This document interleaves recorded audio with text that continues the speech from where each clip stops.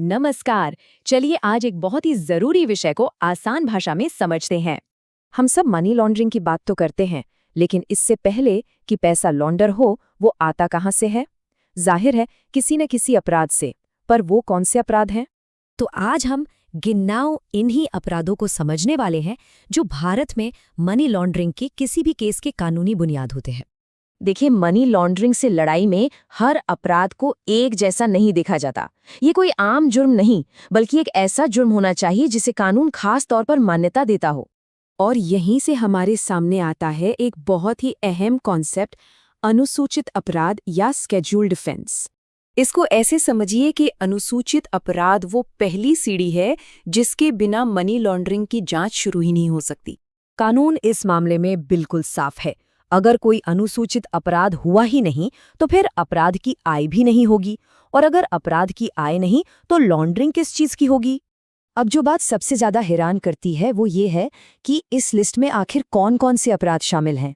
ये लिस्ट सिर्फ ड्रग्स या आतंकवाद तक ही सीमित नहीं है। इसका दायरा इतना बड़ा है कि हमारी अर्थव्यवस्था के कई अलग अलग सेक्टर्स इसमें आ जाते हैं।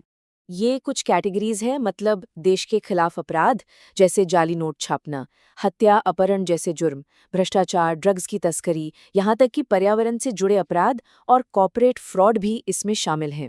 जाहिर है इस लिस्ट में वो बड़े और गंभीर अपराध तो शामिल हैं ही जिनके बारे में हम सब सोचते हैं, जैसे हत्या, आतंकवाद के लिए पैसा जुटाना या फिर अवैध हथियार बनाना और बेचना।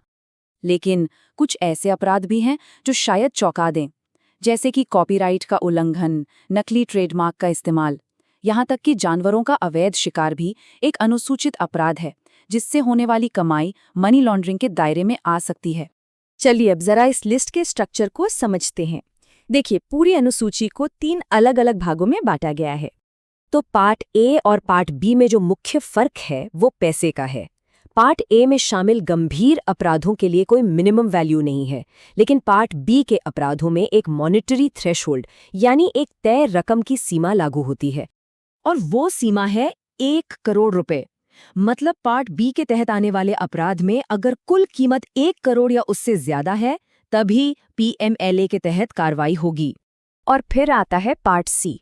इसमें पार्ट ए का कोई भी ऐसा अपराध आता है जिसका कनेक्शन देश की सीमाओं के बाहर हो, मतलब अपराध भारत में हुआ लेकिन पैसा विदेश भेजा गया या इसका उल्टा।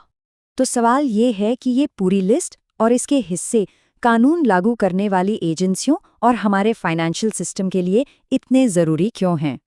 क्योंकि यही वो कानूनी बुनियाद है जो अधिकारियों को पैसे के पीछे जाने की ताकत देती है। एक अनुसूचित अपराध होता है, उससे अपराध की आय बनती है और तभी पीएमएलए लागू होता है।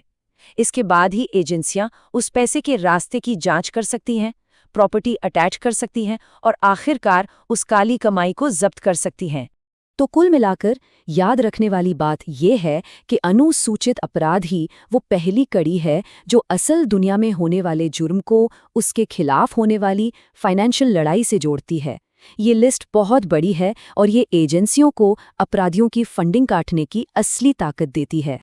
और अब सोचने वाली बात यह है कि जैसे जैसे टेक्नोलॉजी बदल रही है, साइबर फ्रॉड और अवैध क्रिप्टो जैसे नए अपराध सामने आ रहे हैं।